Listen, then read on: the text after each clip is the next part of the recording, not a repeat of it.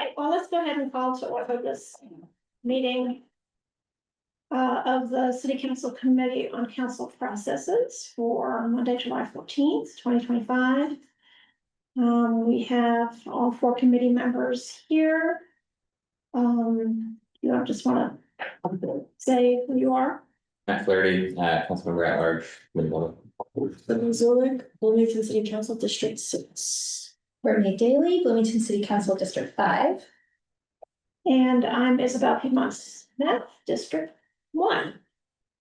And we have from the clerk's office, you want to say who you are, you're present today? Yeah. Okay, Nicole Bolden, City Clerk. Jennifer Crossley, Deputy Clerk of Communications and Outreach. And then from the council office, Lisa Laner, Council Attorney. and Sophia McDowell, the Chief Deputy Clerk, is here. She just stepped out for a minute.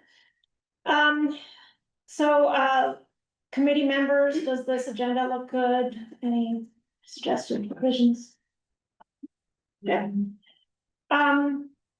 So let's launch right into old business.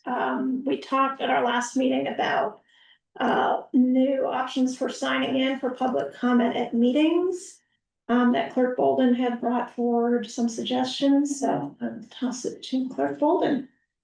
I'm gonna talk further about, the What happens? iPad sign in or. Okay, so today will be a bit of show and tell, so y'all know when I refer to an iPad, it is this very, very heavy machine. It probably wouldn't be that heavy, but the case itself is heavy. We could either put it on a stand or put it on the table close to the clerk's office so that they could actually be there and have somebody to touch base with without crowding up around the staff table on the other side of the room. So there's that for signing up at least. I thought it would be helpful if you have a list of people who are signing in. I will show you in just a moment.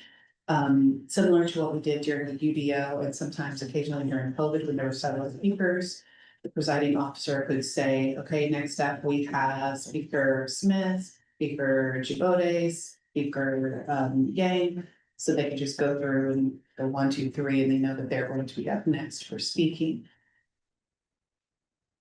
Sorry, I will share my screen so you can see a rough draft of what the form would look like for people to share or to look at. But you're gonna have to give me a second to open it up. Wow. Okay. No idea what all those numbers were, so forgive me for that. So this is a rough draft of what the form would look like.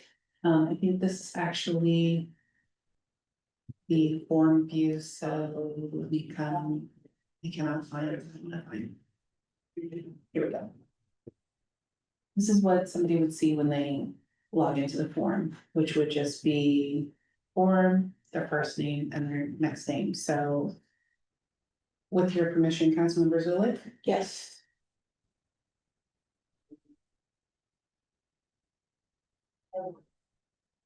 They would type in their name.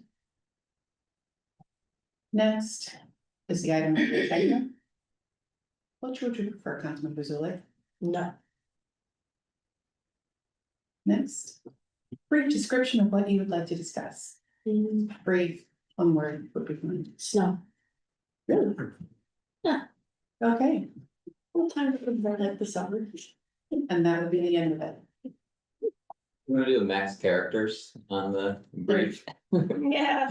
Not a bad idea. They're I at 30. Okay. Okay, I wasn't sure about that. That's what I would think. What the presiding officer would see would then be, Don't be I wonder who put those. Yeah. At that age. I'm surprised to see that. that was Mr. Test. I don't know why you all are surprised to see goats or monkeys there, we just, the test did that. So I feel a little seen. We did some other tests earlier, and I actually deleted those out this morning because I wanted to do it cleaner on the last version of it. So this is kind of how it would be set up. Very simple. You can filter so that if you want to see just, those that say yes. Presiding officer can see, that's the only person who wants to do it on items on the agenda. So there are multiple ways to filter the data. And the reason I said it was in rough form was because I wanted to make sure that you all also knew the language on the form is very changeable. You may not like the way it looks right now because it's very bare bones, items not on the agenda, so it can be cleaned up. And I do think we should have it linked at the top to the rules for public comment that can be seen. Can we have I'm sorry, do you mind if I jump Yeah, in? there are more comments and questions, and I'll probably add some notes. Should we have, are you participating in this meeting via Zoom or in person on there so that we know when the chair calls on people that they're on Zoom or in person? I think it creates another friction point for getting people's names. And we'll know in the room, and that's part of what we're tracking anyway through the clerk's office, so that's I don't know, Is this for in the room only? Like it's okay. both. So it'll be available with a QR code that can be displayed prior to the meeting, and also a link that can be dropped in the chat by council staff while they're administering to the meeting. How early can they submit? What are the timeframes for being able to access this to submit the form for public comment? I would recommend that you not open it up beforehand unless you're doing some other form of public comment that you're accepting for comments to be submitted to council, which I think you all were researching and looking at. I would recommend that this just be for public comment during the meeting, which means it opens when the meeting opens and closes when the meeting closes. For this, because this is tracking public comments made during the meeting. Which is the same thing with paper. Which is the same thing with the paper, because I don't put the paper out 4 hours ahead of time and I don't leave it out 4 hours afterward. Right. No, I agree. Actually, I have left it out 4 hours afterward. I've left it overnight, but most people can't get into City Hall to actually access the paper. What do other committee members think about the Zoom question? I'm just trying to envision if I'm chairing a meeting. And I would recommend to whoever's chairing to not say Mr. or Mrs. Ms. or whatever, to just say first and last name. Next person is Sydney Zulik. Right. Then if I don't know the person, I may not know whether they're there, whether I need to look at the staff desk and say, unmute that person, Some names are gender neutral. Yeah. So And You're guessing. they're unexpected. Like sometimes what you might assume be different. In terms of just like a quick checkbox at the end of the form, it's like, are you making your comment via Zoom or in person? I think it's just a checkbox. That'd probably be okay. I mean, we could try it either way. But okay, Yeah. yeah, I think for speed and efficiency of administration, it might be helpful.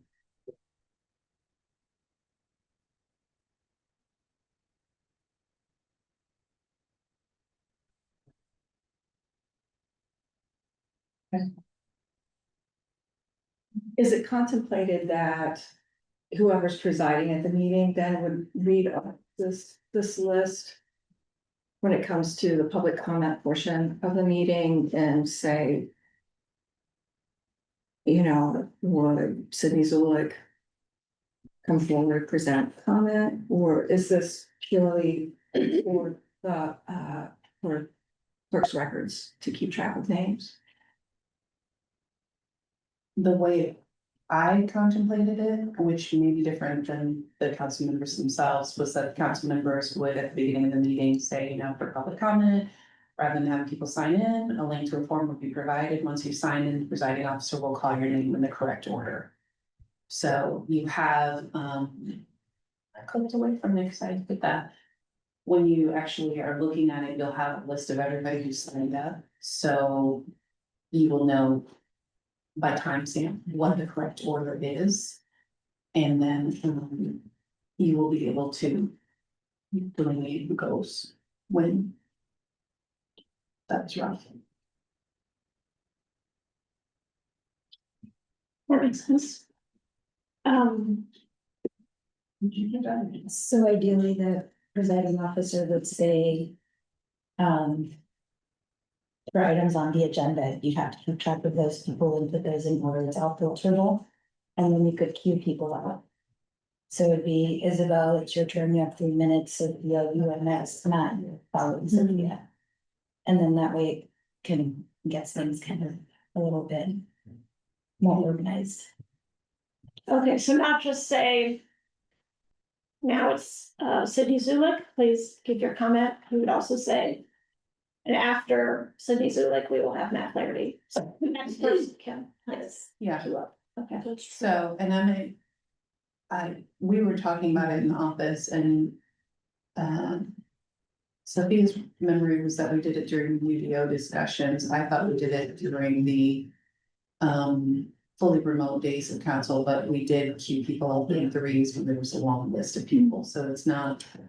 Unfamiliar to members of the public who regularly attend meetings, the sense of, okay, next step, we're going to have person A, person B, and person C. And after that, next step, we'll have person D, E, F. And then have person C, N. And Sorry, it just made me. You can alternate between in-person and Zoom, however the chair chooses. Actually, I didn't even say alternate between in-person or Zoom, because you can have the time stamp with assignment, then you'll just know who's next. Yeah. You wouldn't actually have to worry about that. Mhm. You could just go over.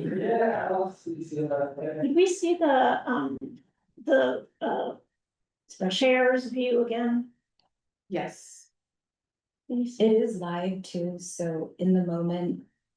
If people are signing up, with the QR code, let's say, from their seat, it will just be chronological.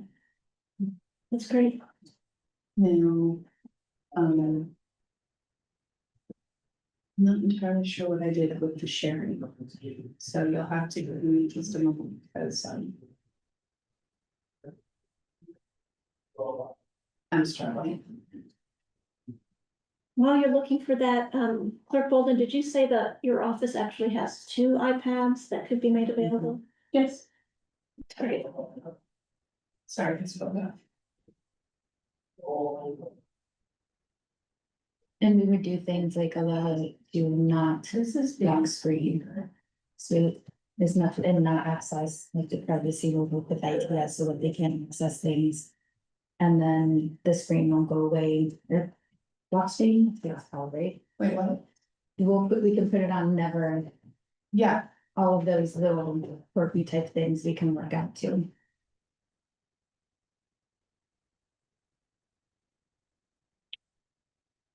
Do we envision are folks required to fill this out? Like if we get to the end of the list, but there's somebody's like, oh, I want to comment, they walk up, we have them fill this out like after their comment? Obviously, we still keep a record, or want to keep a record. But what's the, I say we have a paper option too, but I don't know if we can't kind of make someone on Zoom fill it out, we can kind of like hold someone to account in their room, that, make sure you fill this out. But, Yeah, I don't think we Zoom. should deny anybody the opportunity to speak. Right. If they did, we could request that they Ahead fill of out a thing, but. yeah, I mean, they may not be moved to speak until they've Maybe heard something something else, else. yeah. So we have to give them that chance. but the benefit of doing it with QR code and link is that a lot of people can sit at their table or at their chair and just fill it out on their phone and not move. Mhm. If they don't have a cell phone, then they may come up and have to type in, so. That may be the added benefit if somebody says something outlandish that they want to respond to when making their statement. That's true. Which we've seen. Yeah, Mhm. I think this will cut down on the line too, which was problematic. Yes. Where would the QR code be? How would one find the QR code? I would suggest you dropping it on the screen, you know how there's usually a timer. As a person or something like that, for a while, just make the timer. With the QR code or something like that, During or you could put it listening up on the or something. screen. Or we could, I don't know, you put it in lots of places. That's why we can contact ITS if you have some suggestions about that. You could Yeah. even have it printed out A and on the paper door next to the agenda. Again, this is an option. Falling in the realm of the easiest, cheapest. Options. Super easy, super cheap.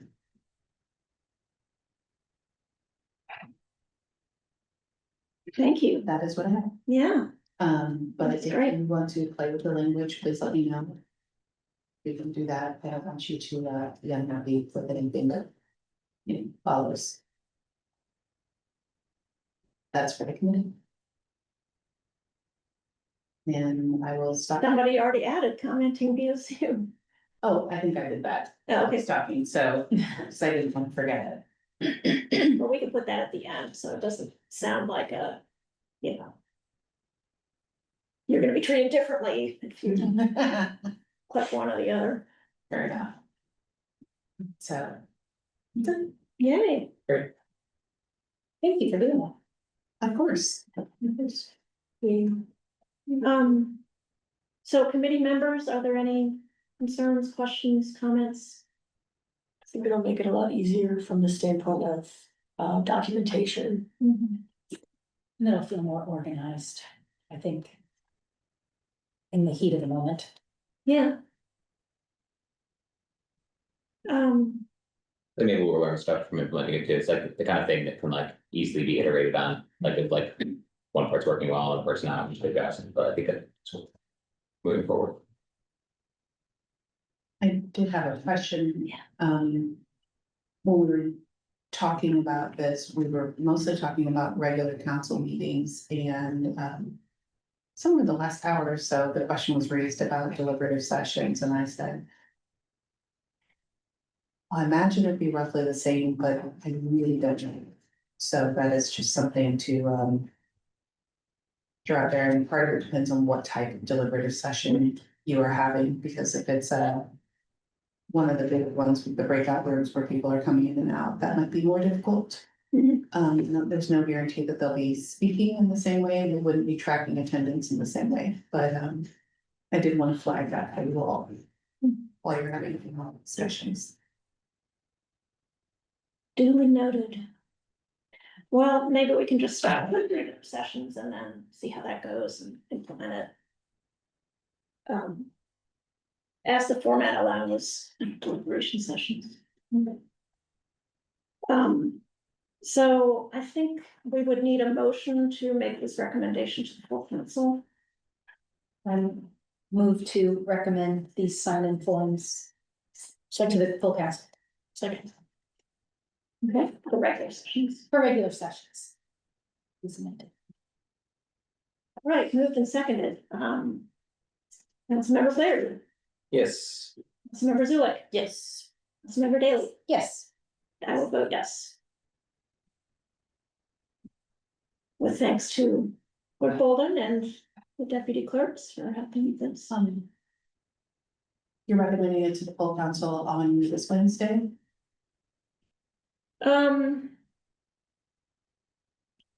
Lisa, do you see any problem with that, like during committee reports? You know, I hesitate to say anything without hoping, Yeah. we have a lot coming before council this next week. So she might have a specific opinion about that, between the tax abatements, the zoning matters. I think that will be potentially quite a bit. Yeah, maybe we should wait also so I have a chance to put a memo in the packet Yeah. to describe. Maybe with your help. Okay. You can also like bring it up in council on Wednesday and Yeah. just give people a heads up that this is what we're up to. Right, and then bring it to the next regular. Yeah. That'll give them an opportunity to give public comment on it. There we go.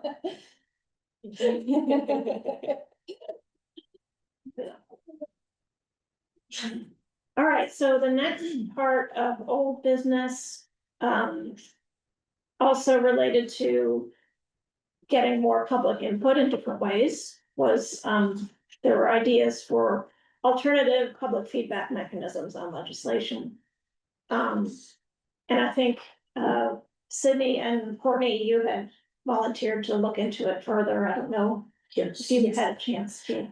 Yes, we put together, it was last minute, so I apologize, I didn't get it in time to everybody to get in the packet or an addendum, but I emailed it out to all of you, just shortly ago, just a Google Doc where we put together, written comment guidelines.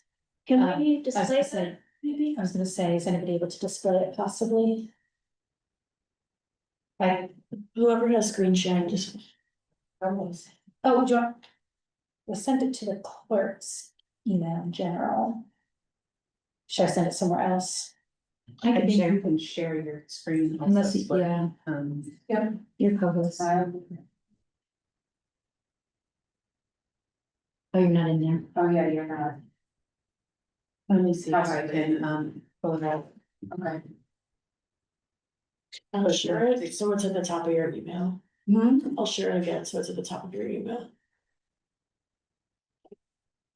The problem is actually getting my email.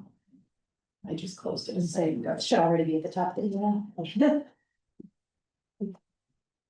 So how many emails to get, I guess? Do you want me to join the meeting so I can do it? I've got it, now, finally, sorry for that, really. No, sorry, I didn't get it out soon. Okay. There we go, yes, that's it.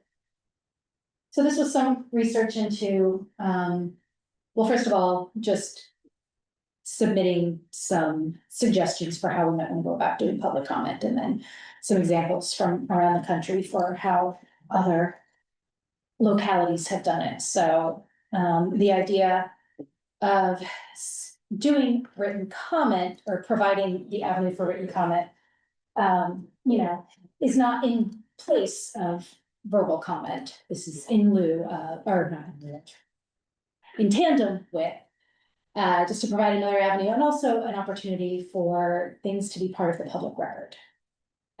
So we would need to set specific deadlines for when they can get their comments in. If they want it part of the packet that's to be distributed each Friday, we would have to determine when we would want to do that.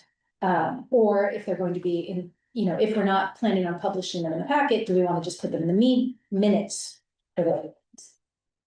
We need to ensure that every council member gets copies directly to them as well, to make sure that we are having easy access to them, making sure that, well, I guess actually if it's in the packet ahead of time, it doesn't need to be emailed. But we need to provide multiple opportunities for where they can access this, all right, so they can either email directly their public comments saying they want it to be public comment, or we can have another online form that they can access right from our webpage. So we would need to decide the specifics for what we would allow, what we want, right? We want their name, we want, if nothing else, probably their zip code. Just to determine residency. Word limit, I would suggest 450 words, because that would be roughly equivalent to 3 minutes worth of speaking time. But, as you can see, San Diego only allows 200 words. And then we can have them indicate whether this is, just like with the sign-in sheet, is this an item on the agenda or an item not on the agenda? Cindy, anything else you wanted to add about this? If we were to accept written comments like prior to the packet, we would need to have an agenda go out sooner, because people would have no way of knowing what was going to be in the packet. Good point. So that's my only, it's the only thing I was thinking about, but Or we could we also don't have to do that. publish them on, you know, have them linked either in a PDF form or right on the website somewhere, so that other members of the public can easily find them. And then if we wanted to do that, again, that would be a IT question, that might create too much last minute work. But if we wanted to say, hey, you can get your public comments submitted by noon on Wednesday, or 2 o'clock on Wednesday, and then they'll be up on the website for anybody to see. Just another way of making sure that people have more time to get their comments in on whatever's happening that evening. Obviously, if they're not related to the agenda, right, if these are general public comments like we do at our beginning and end sessions, it might not matter. Might not be a time sensitive issue for which packet they're included in, so we would need to think about which is doable, really. I guess the logistics is really the biggest question here. My inclination was to say we publish them in the packet, but Sydney brings up a good point that that might be logistically difficult. Might be too early to be collecting the public comment. But I don't know about a website that might be putting a lot of work on somebody else to get those posted in a timely manner. Any thoughts or questions? Thank you. I think first reflection is that like this is an evolution maybe in a sort of more ad hoc existing practice, which is people can of course submit comments via email to the council office, and we generally forward those to council members. So like we already do receive written comments, but this helps provide like a more formal structure for that and let folks know that that's an option, which might everybody might not think of. And I think, oh, can I just, I'm Yeah, sorry, please. I think, right, this goes to what I was saying as part of the public record, then it's not just going to our eyes only, if they want. Mhm. You know, the rest of the city to see, or if they wanna make sure their comments are publicly digested. My concern with that is well, a couple of considerations. One is like if we're publishing in a like just sort of like are we advantaging one form of comment over another, so to speak, versus like attending in person versus written. When someone's making an in-person comment, there are rules that are, you know, that are, for better or worse, you know, attempted to be implemented in real time by the parliamentarian, by the chair, I mean, the chair. That seems like we'd have to have something like that to make sure it's not, you know, egregious violations of council rules or you know, whatever it is for publishing written comments. So that strikes me as like probably it would involve some difficult line drawing and administrative burden. So I'm definitely a little hesitant about the notion of publishing written comments, though. I like the idea of formalizing the process of how to submit written comments. That's my gut reaction, I guess, or initial impressions. Yeah. Thank you. I'm trying to problem solve, but I see some just purely from like a staff perspective. Potential issues to like resolve. Such as maybe the time in making the comments accessible. Beginning April 2026 are gonna be new accessibility rules that are much more stringent than what we're complying with now. So I'm trying to think of compliance with that going forward. So we need to receive the comments. I'm assuming this would come through council staff. And then make the text accessible. And I can see where this would also include maybe some staff time in maybe reviewing what the content is a little bit. Monitoring a website and email to make sure that we're capturing the comments, and then if they're prepared in the packet, then including those in the packet as well. So it's not to say that this couldn't be done. We'd simply need to like address those issues on the part of it with the staff time. I think your point is well taken about it might require that the packet be released earlier. I don't know how that might impact the legal department and other areas which are trying to get, legislation and documents to us for the packet release date, but that's something that comes to mind. For clarification, I wasn't even suggesting that the packet be released sooner, but I was more saying like it's not feasible the current way that it's being Yeah. done to accept public comment when packet hasn't been released. Sure, yeah, yeah. And I don't even know that this is really a good option for us. This is just if we wanted to consider going down this path. These would be the suggestions and best practices that we were able to give out. No, thank you. This, I mean, this is really good starting point to think through it, so I appreciate your work. For, sorry, were you finished? Well, are there, maybe we could like accomplish the same thing? What are the important goals that you'd like to address from this? One of the most important things that I see about providing this option is that not everybody's comfortable speaking publicly or speaking in front of other people. They're available at 6:30 on Wednesday nights. Or available, and they may want their words to go public, right? Not just to our ears, but to make sure that their fellow residents have access to what they're trying to say. So I think it's just another accessibility avenue. Yeah, I can see totally why that would be important. Well, as far as what Matt was saying, and I agree that, you know, we have some rules for public comment that we can try to enforce when they're in person or on Zoom.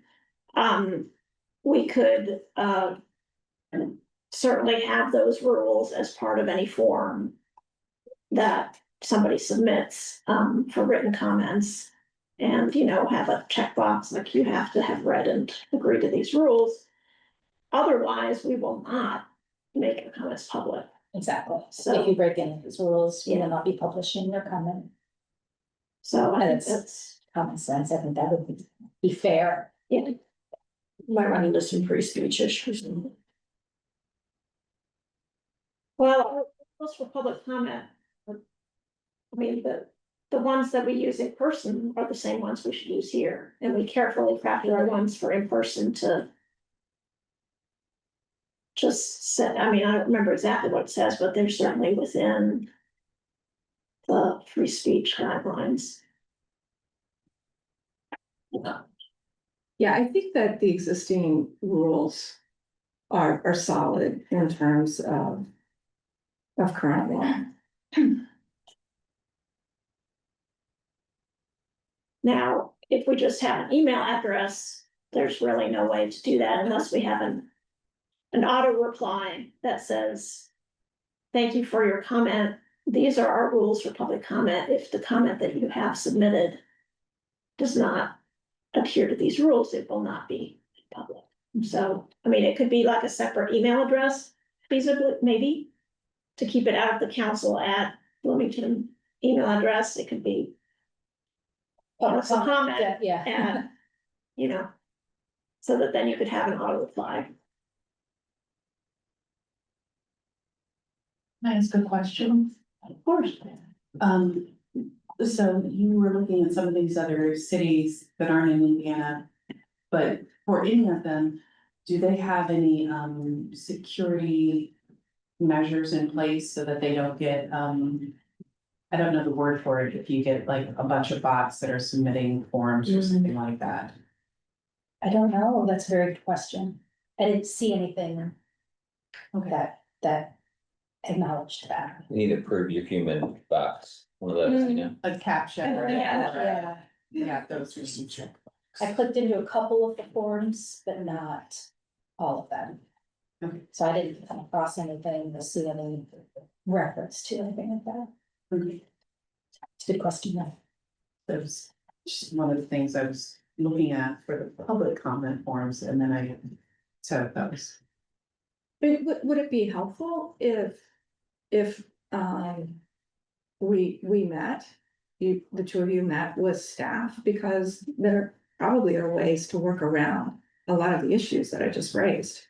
Including like creating an accessible template for the public comments. Um. Things of that nature. I mean, that could be a next step. I mean, is this something that everyone wants to pursue? Because like we were really just doing research to be able to present you with some options. Yeah, I mean, if we wanna move forward, sure. But. Not if there's no appetite for this, I guess.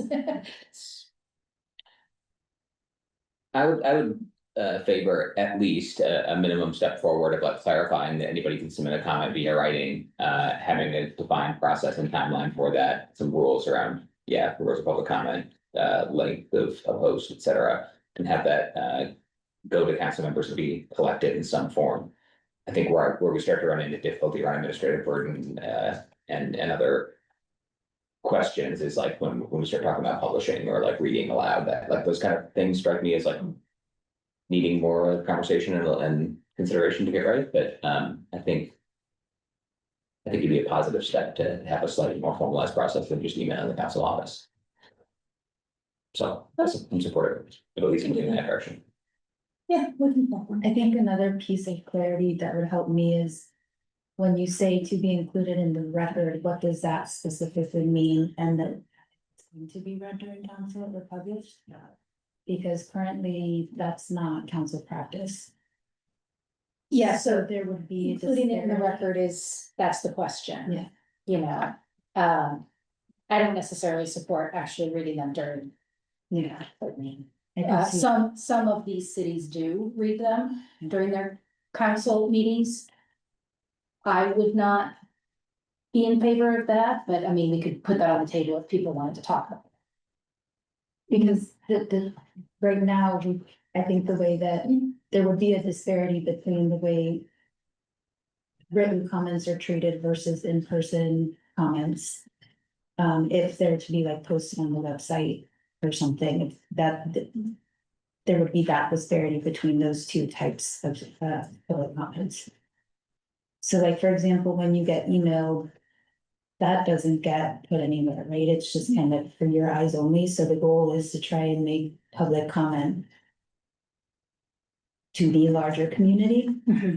So that would be a very cumbersome thing for IT. They'd have to design a whole thing through onboard. Jen, you probably know what I'm talking about in terms of that logistics. Or infrastructure rather.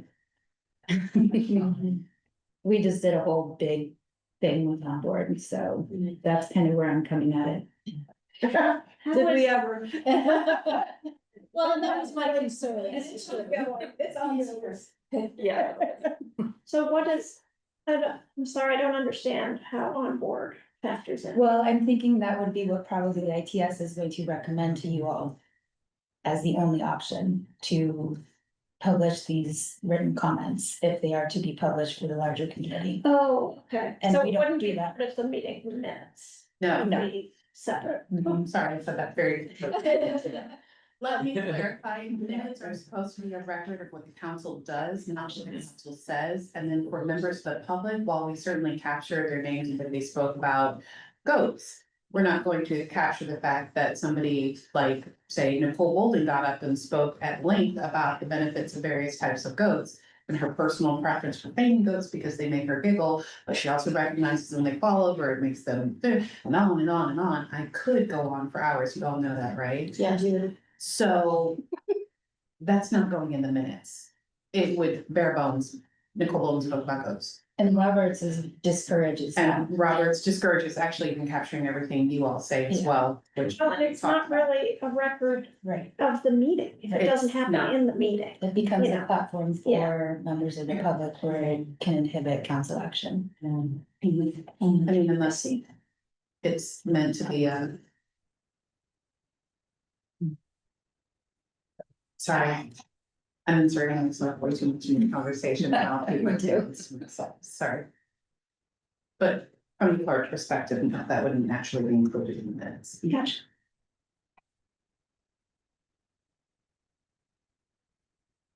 And should I keep sharing this or keep it down? So I guess we should, make some kind of decision how to move forward. So, following up with what Matt was saying, so did I understand correctly, Matt, that you meant, let's start with clarifying that constituents can all submit comments to council via email. And council will read them. Is that? No. No, okay. I'm much more shy about council will read them out loud at a meeting, or No. council will read them as in like, what's part of the giant, yes, fine. Yes, we've received them, and read them, but, I meant to step further than that, of not just letting people know that they can email us, but actually having a form for submission, so channeling it that way, Yeah. Make it feel more official. Yeah. yeah, and again, like some people know they can email us or just look it up if you're entitled to, or whatever, not entitled, but you know what I mean, like I feel empowered to do so. Everybody may not, and so just clarifying that this is an option and like getting it out of email actually into a submission form that has some guidance, I guess, around. I don't know, there's a con to that too, it's like a slightly different thing, right? If we're controlling like the length of a post, it's like different, emails have attachments, sometimes people send us like, 4 pages of text and a bunch of hyperlinks and attachments. And maybe we want that too, I don't, so I don't know, I guess I was in favor of sort of democratizing written comments a little bit more than just people's own initiative to email us by naming it and having a process, and so I support that, I guess. I don't know. I don't have strong feelings. We also could like start a pilot program with just a form to receive comments that just council members read, and if somehow there comes another solution other than onboard, we could move forward with that solution instead. Like to make it something that could actually be readable for the public. Well, because in one of the cities, it was Walnut Creek, California, they post their public comments via PDF. Like, I don't know if this could be like an addendum to the packet, like afterwards, like where we post our packets on the website, and then have this link with like the PDF of public comments. I don't know if that's doable.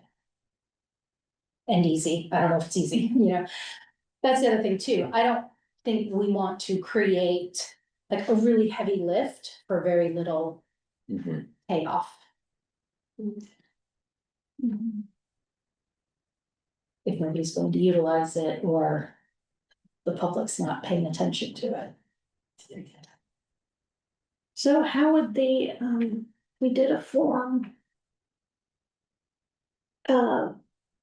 How would the council members receive the information in the form? If you use Google form, you can forward it to your city emails. Individually. It's true. And would that be?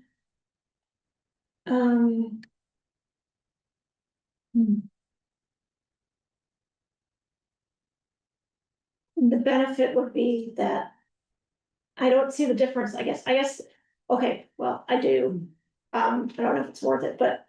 Like Matt was saying, the one benefit may be that it would limit the length of the comment, like the form could just say, limit 500 words or whatever. And it could kind of it could potentially confirm their address or their district. But we're still, we still have the email option, we will always have the email option, because that's, just public service. Or snail mail. I mean, Yeah. just as an example, we received a letter to Councilmember Piedmont Smith in the office. And phone calls. So, we do forward Texts, I get texts. everything, emails, snail mail. So I guess I'm. Since we already have a variety of ways. I'm wondering what the benefit is. Mhm. I understand the benefit if we're gonna go through the effort of making it public, Right. but if we're not, I don't really see what the benefit is. Yeah, it's just an option. I think Courtney and I were both kind of like, let's do the research and figure out what other cities do, but we're not super attached to it.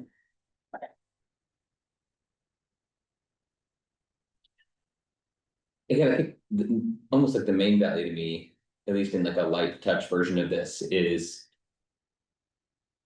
People just might not think of reaching out to us in forums other than public comment during a meeting, because that's kind of what's most visible. And so just like on the city council, like homepage even or something, right? Like. Just having a widget of some kind or link, I don't know. For submitting written comments to the council might again help more people understand that that is an option if they hadn't thought of it. So that's kind of it. I mean, we could even literally just say like. You can email comments to the council at this address. It could be that simple. Maybe that doesn't go as far as you all would like either. I mean, I get that we're talking about ranges of options.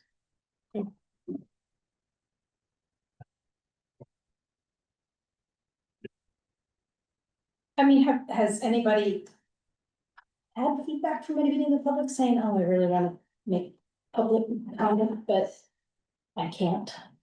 I mean, is this an issue are we trying to solve a problem that doesn't exist? I mean, I do wanna make sure we're providing more accessibility for people, but if they can email us and that has historically been good, is there an appetite for people making public comment? Can't make public comment? I have heard from people that they're Have you? frustrated that they're not available at 6:30. Fair, okay.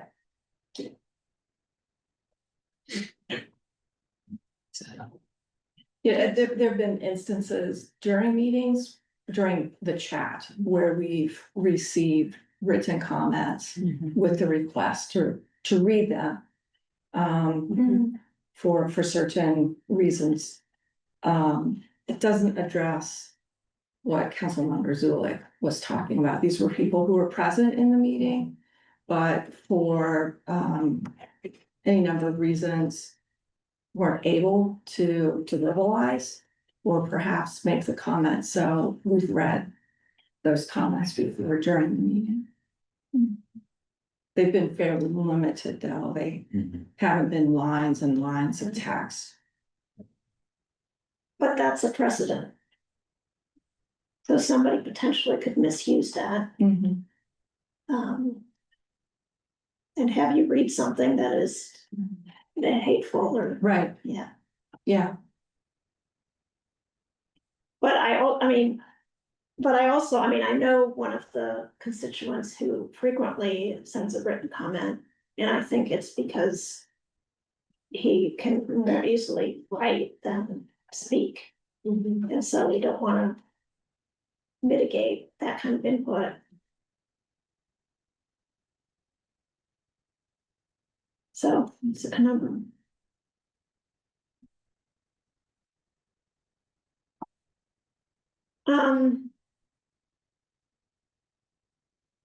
Well, I think, we could just, I mean, informally just ask our current council president to announce. Every time that, you're welcome to email the council office on anything. And it'll come to all council members. And then maybe put a pin in the other items until we're fully staffed at the council office, and maybe January revisit. That's fine. What do you think? Fine with me. Yeah, and then at that point, maybe you and I can meet with them to, like Lisa suggested, to explore what that could look like. Do we need a kind of vote on this? I don't think so. I don't think so, we're not Okay. taking any official action. We didn't have a proposal. So, thank you. Thank you. Okay, so the other three items under old business are pretty much just reviewing where we are. So we had talked about the proposal for planning and scheduling deliberation sessions, and there were concerns, about using the Google Doc to submit suggestions because it may violate open door law if several people are in a Google Doc or exchanging information in that way. So I don't know, Lisa, if you have anything else to say about that at this point, or where do we stand with that? In preparation for today's meeting, I went back and looked at a prior PAC opinion, which stated that shared online document editing is contrary to the legislative intent. That deliberation and other official action must be conducted in a public meeting. And to set antithetical to the spirit of the open door law and some other things. The suggested the suggested process by the PAC is to delegate an individual to draft or maintain a working document and then have others contact that individual. So in this case, that could occur with,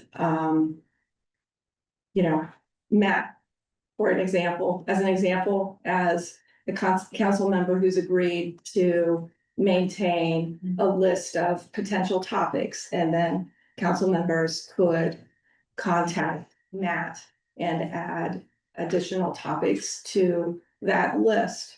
And then at periodic points, that list could be discussed here in the CCP meetings, or it could be presented to the council president. That could be one option in handling it.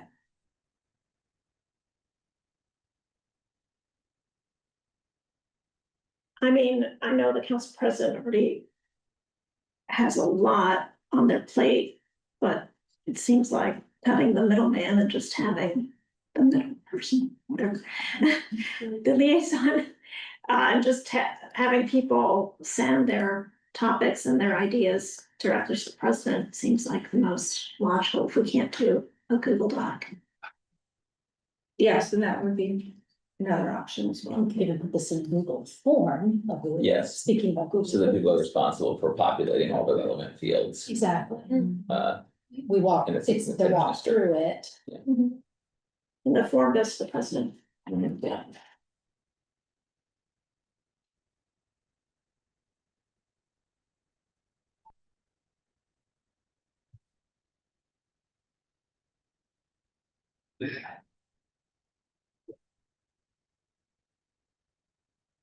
So, looking at the proposal again.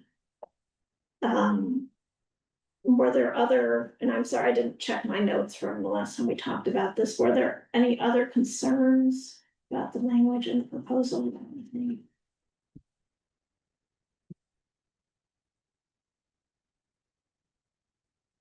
So any council members or set of council members can propose a topic in appropriate format for deliberations session.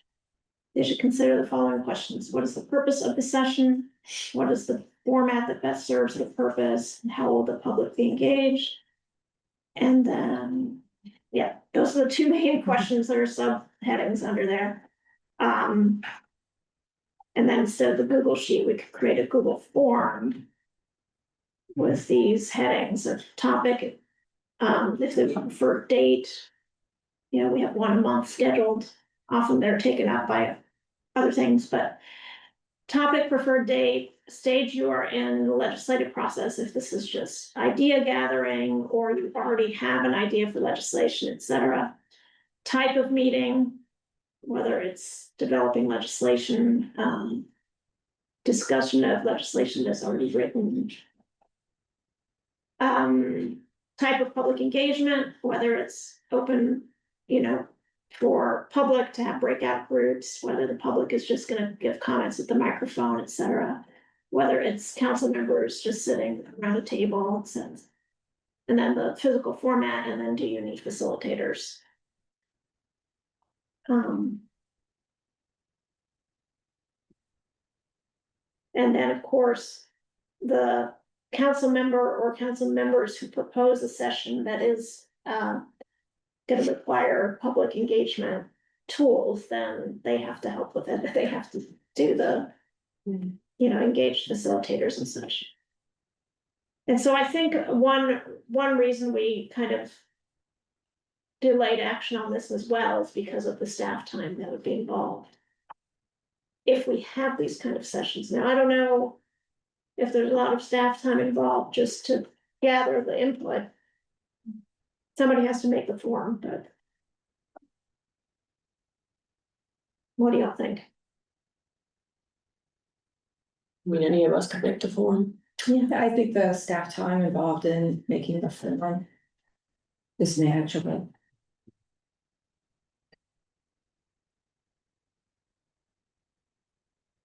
It wouldn't be breaking up and doing this, would it, if the form, instead of going just to council president, went to all of the council members to see? I mean, we would have obviously a plan for then how it gets acted on, and, you know, maybe the president would still take the scheduling lead, or, you know, decide whether or not that's gonna get scheduled. But just so other council members can see what's being proposed and say, oh, I wanna help you with that, or, You mean if it's Make it view easy. only? yeah, it's view on. I mean, it's, yeah, cause it's just the results of the form that we would be seeing, not commenting. I had a similar idea, and I was wondering if the meeting schedule that is maintained. If there could be a section added to that for these deliberation sessions and have maybe a list of those on it. I'm sorry, a list of scheduled meetings. Potential topics. And maybe that could be distributed periodically to council members as well. So, I'm sorry, I think I missed half a sentence. The meeting schedule with the dates of regular sessions and deliberation sessions. I think in the past periodically that has been distributed to. So the to legislative council members. schedule, Exactly. okay, not just the council calendar. No, no. But add maybe a sheet with respect to topics, because council president maintains that schedule, and if topics and forms are being sent to the president for this purpose, maybe that schedule could be updated to include those topics as well.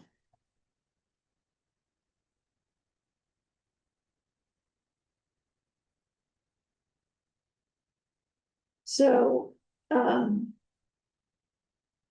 when somebody fills out the Google form. You're thinking there would be a link to the legislative schedule as well? Or, The form would be received by the president, and then the president could add a particular topic oh, as a okay. sheet. Okay, because that legislative schedule, a version of it is already shared with all of us. I think at times the president, She has a version that's more streamlined, that's yes, shared with all right. of us.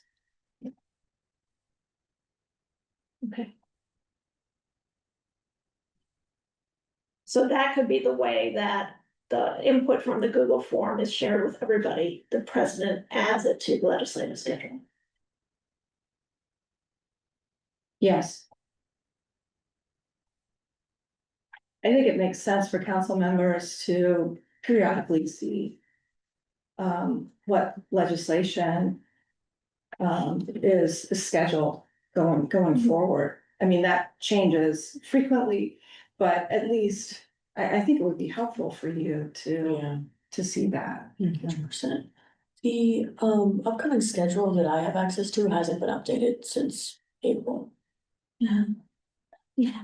Might have fallen out of practice, sounds like it. Yeah, that's the thing, it would. Have to be kept up to date.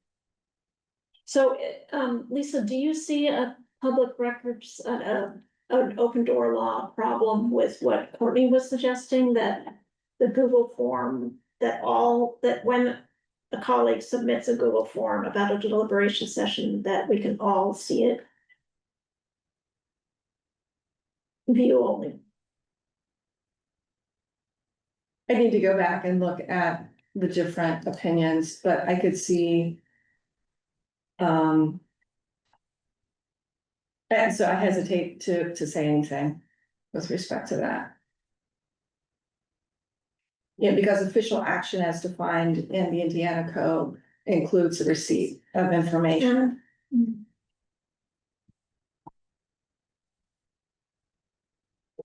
Well,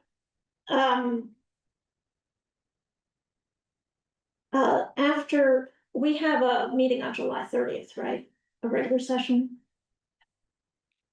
Council meeting? Council Yes, meeting. Yeah, yes. so I'm wondering, if in addition to bringing forward the sign-in proposal, we could bring forward this proposal revised to just reflect, it'll be a Google form that goes only to the president, and then we can cross the bridge later as far as how the president shares that with others, or how it gets shared with others. Yeah, Does that sound? figure out one step at a time. Yeah. See if the council's even on board with, cause I think that, we might get some good feedback from the current council president. You know, before we spend any more time on this. Right.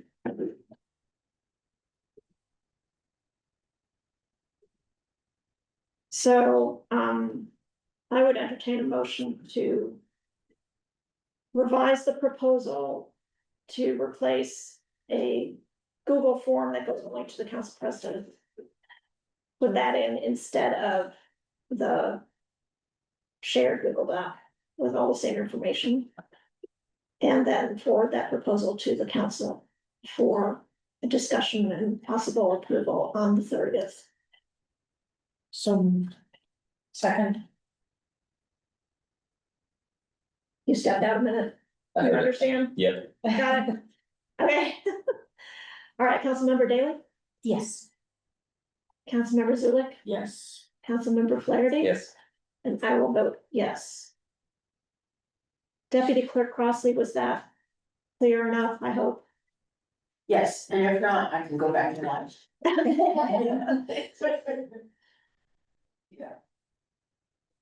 Okay.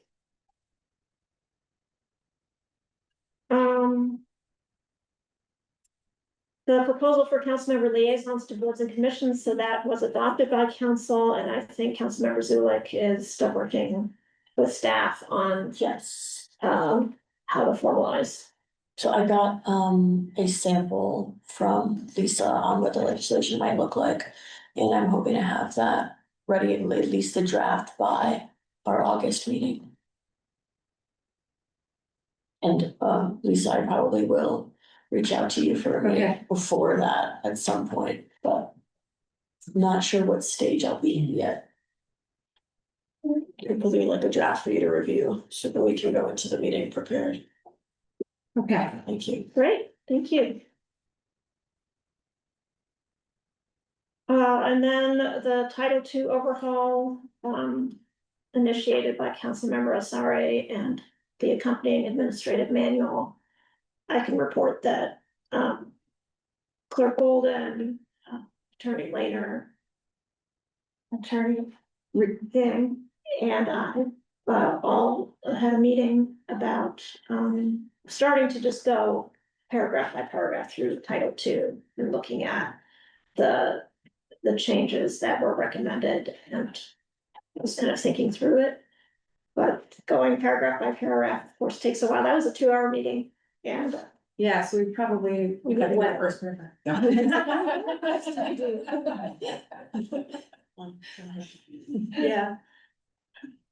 That's a lot. 10 more of those 2-hour meetings. To add maybe some context that might be helpful to council members. What's been proposed is actually amending these portions of Title II, and then also creating a new document of rules of procedures that would then incorporate text that's maybe been edited out of Title II and into these rules.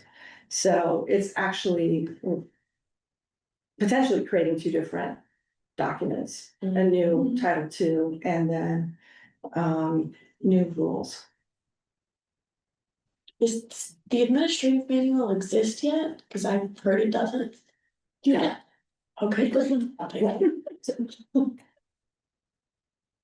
What, is this an administrative manual for council members or, okay, Yeah, that's what's envisioned. I would say the council office, including council members, right? Like, it's things that extend beyond council members alone. Yeah, right, yes. Yeah. Yeah, how council does its work, which of course includes council staff, of course. So, Some, relation. I agree, Sometimes, Yeah. so we said, yeah. with consent, clerk's manual, which is separate. Of course, I mean, yeah. that's always big difference, but Yeah. yeah, right? I see what you're saying. How we worked together. Staff has been preparing processes and procedures internally to use. And that's in a series of electronic files and folders, but it isn't a manual per se. Thank you. And I want to correct, I said Yang, I meant Shane. Steve Shane was part of the meeting, thank you for that. So we will have another one of those and we'll kind of plow through. I think none of us thought it was like urgent to get this done for the blade rounds. It was more important to get it done right. It's really important work. Mhm. Because it really gets to the heart of what council does, and it affects the clerk's office, potentially it affects other departments within the city too.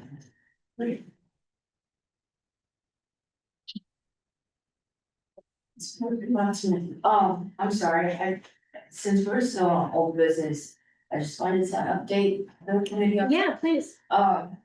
It's breaking news, but remember old business, old from, the council or the committee from last year.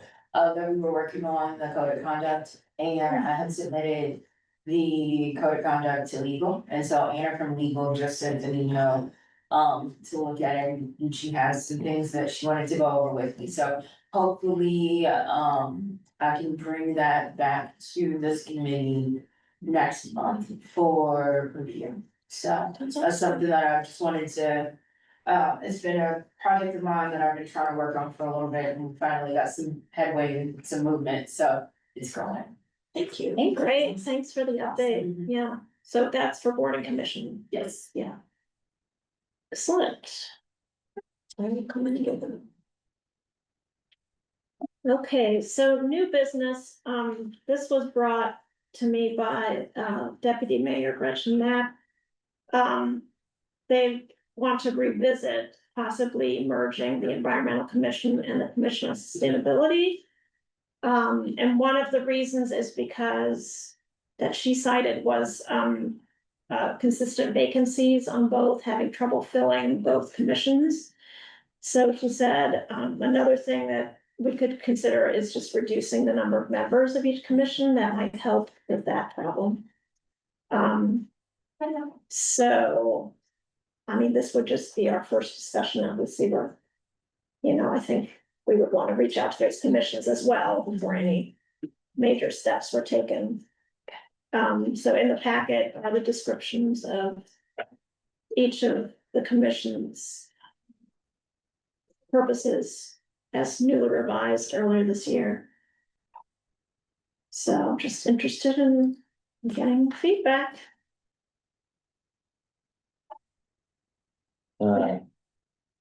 Couple questions. Has the administration talked to the commissions at all yet, since they're proposing this? I don't think so. Okay, and just one other question was just, in my experience, both the Environmental Commission and Sustainability Commission have, of course, good, you know, ebbed and flowed, kind of ups and downs like any commission, but, have generally been like well engaged and no shortage of people like wanting to serve on those commissions, like it's a little bit, like I'd be curious to ground the feedback or the perception that they're having a hard time filling seats relative to other commissions and boards. Like, that just strikes me as a little surprising, so I'd like to see the data, I guess, on it as the cited, you know, rationale or justification. So we did consider this question, of course, previously, and had decided, you know, not to pursue that particular recommendation from the NOVEC organizational assessment of all the boards and commissions. So yeah, if that's the only rationale, I guess I'm curious to see it grounded in data that also looks at other boards and commissions and like tries to dig into the question a little bit more before taking action on it. Mhm. Yeah, let me read you what she sent me. So this is from the deputy mayor. Having been at the city 18 months now, I wondered if there was an appetite to revisit the merging of these two commissions. These two commissions are both really big. There are 26 members total.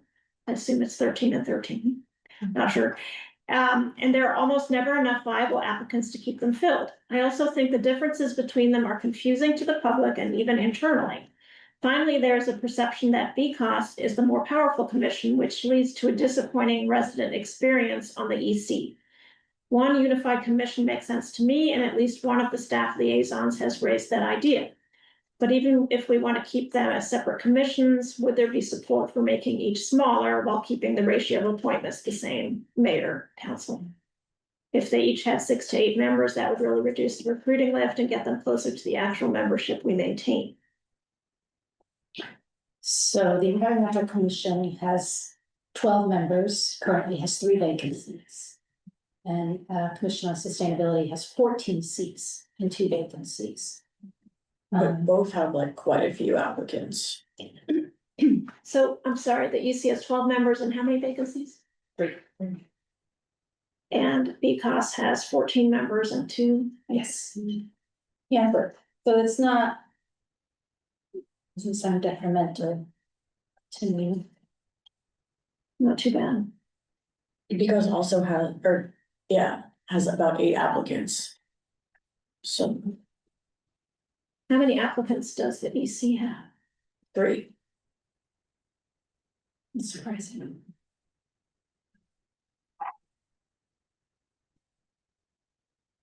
So, And they've all been created. After May 1st. what do you mean? Like they're all viable applications. Oh, gotcha.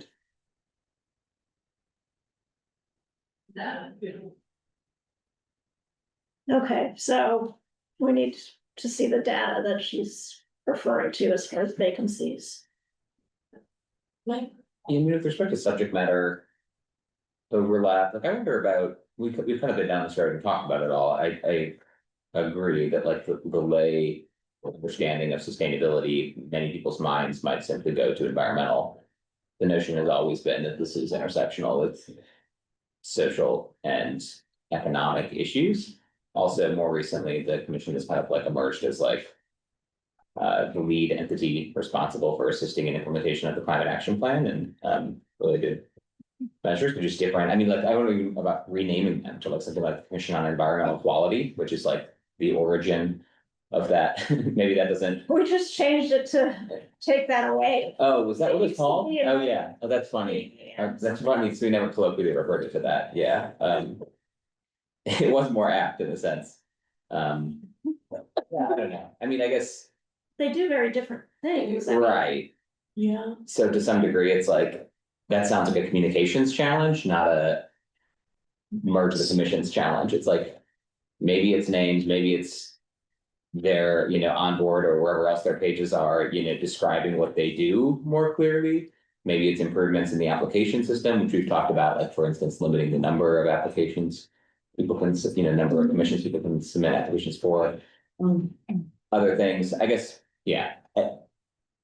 Given how strongly most people on both of those commissions felt about the prospect of merging as well, I think like. Sure, the administration wants to reconsider this question again, like by all means they can. I guess my advice would be they should do it in consultation and. Collaboration with the commissions.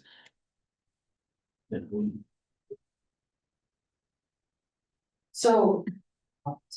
A couple of things here that I wanted to add to the conversation is one, and looking at the. Applications, I think there has been. A matter of quality over quantity. In terms of getting qualified applicants, because in talking to the liaison, I think they see like a number of applicants, but then when they dive deep. This particular liaison, for like the environmental commission, for example, is very vocal and very hands-on with things and will refer information to me. And will say, hey, that, we recommend this, please tell council if council had an appointment. So I think that is also very concerned. In both cases, for both Commission on Sustainability and Environmental Commission. The only vacancies that are left are mayoral appointments. So they are in the process of doing that. I know they have a new person that's trying to go through all of that. I just wanted to add that, but, having said that. In terms of, trying to look at the combined, Commission on Sustainability and because. And the Novak report, just kind of prep for this particular meeting, it does state that one of the core things is. Trying to combine both because. And Commission on, or that is it, on Environmental Commission, have the same type of goal, which is quality of life. And so that actually was something that was very specific in that, and I just wanted to highlight. That was, one of the other ones that they wanted to have us combine, that we also did this year with the bicycle kids or the pedestrian and whatnot, so we've already done that, but. And referring back to the Novak report, it does state that, somebody did say, or, Deputy Mayor Knapp did mention that it is confusing. And in that report, it does talk about how people have been confused by the two. And gave that strong recommendation. Thank you, that's good information. Yes, thank you for that info.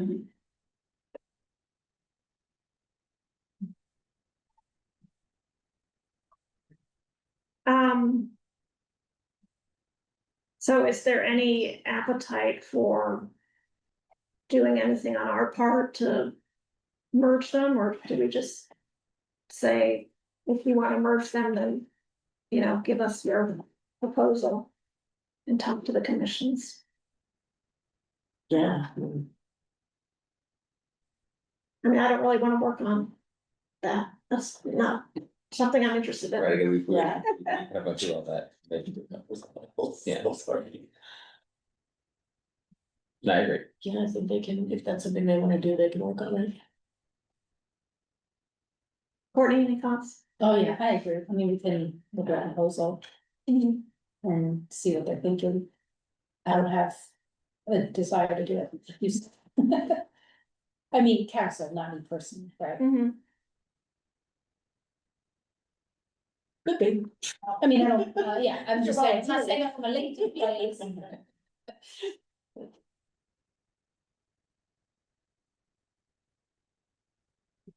Okay, so,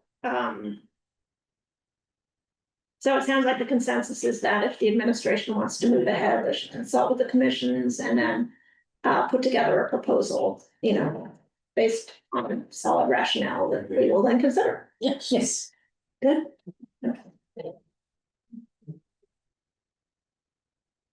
Right, we're at public comment. Is there any member of the public who would like to comment on any of the things we've talked about today, or any other related things related to the processes of the common council?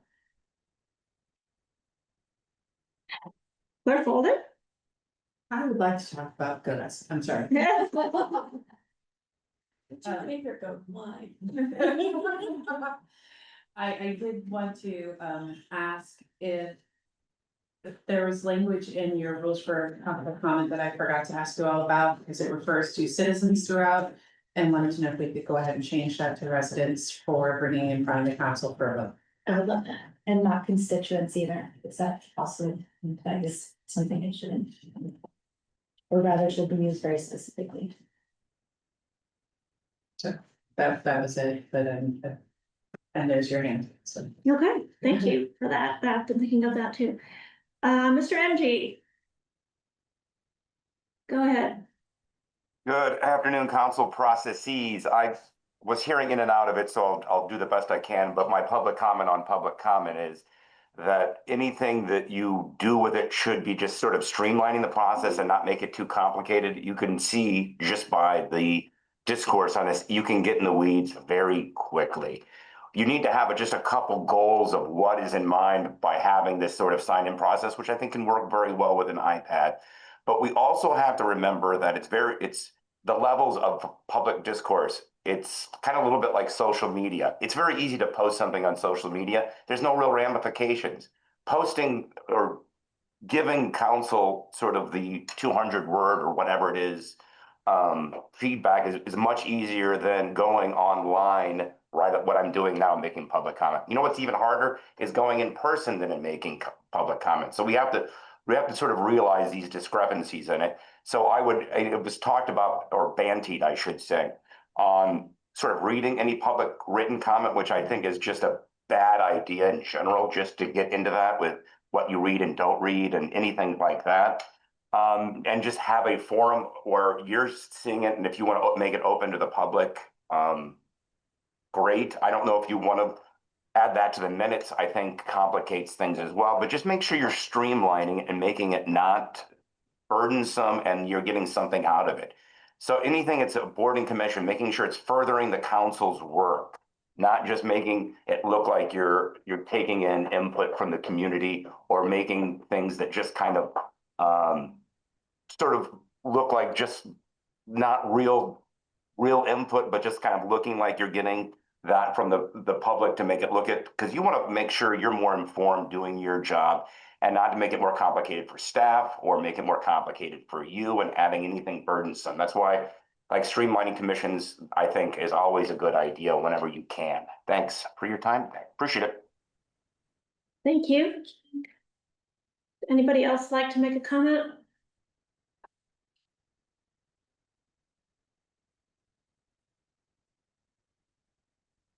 All right, I don't see any other hands raised and there's nobody here in person.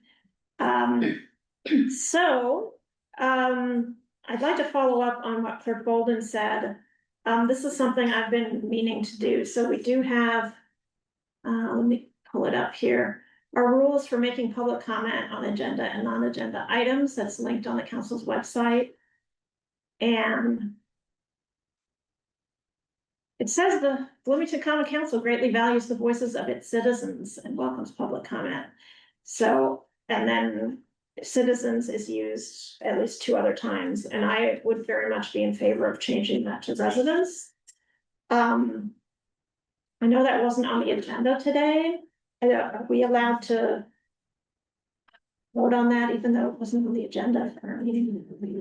Think so. Okay, so moved. Okay, A second. motion and a second. And what exactly is the motion? The motion, oh. Let's hear me do it. What exactly is the motion? Motion is all the things you just said. I heard it to update the language on the rules for public comment Yes, from citizen to resident. Yes, and any other problematic language like that refers to constituent. Just like. Yes. it doesn't have the word constituent. Okay, cool. It does have the word citizen. Anything that refers to the people of Bloomington as anything but residents. Yeah. Okay. So I see it 4 times it uses the word citizen, so those should be changed to residents. I knew so moved was gonna come back to that.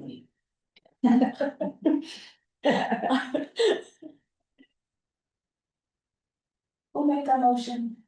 Councilmember Zulik. Okay. And then, Davy. okay.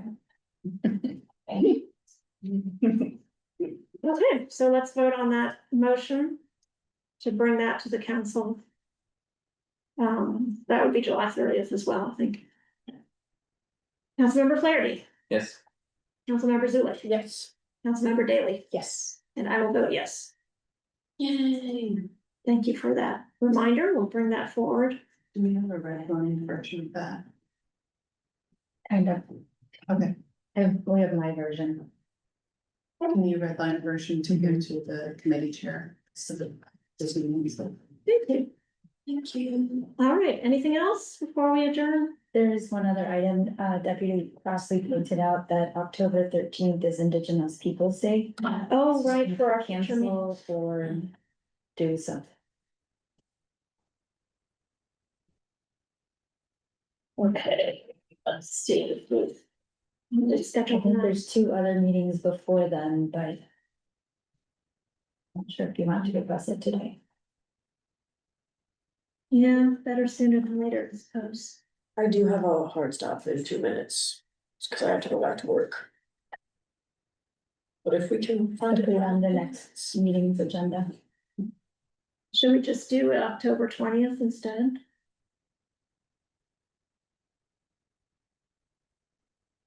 at the same time. Okay. Same time. I should be available. happy to look in. Okay. I'm available. Does that work for the clerk's office? I'll be traveling back that day potentially from a organizational retreat in Detroit that spans the previous week and weekend, so I'm a baby. What about October 6th, the week before? Maybe, maybe not. I don't know. Typically, I have meetings first Monday of every month, but I don't know if I'm going to be happy with that. I am available that day. I'm not 100% sure, I didn't finalize the details of the retreat yet, so I don't 100% know my travel schedule, but it's a maybe. Let's revisit this in August. All right, everybody. Calendars. All right, we are adjourned.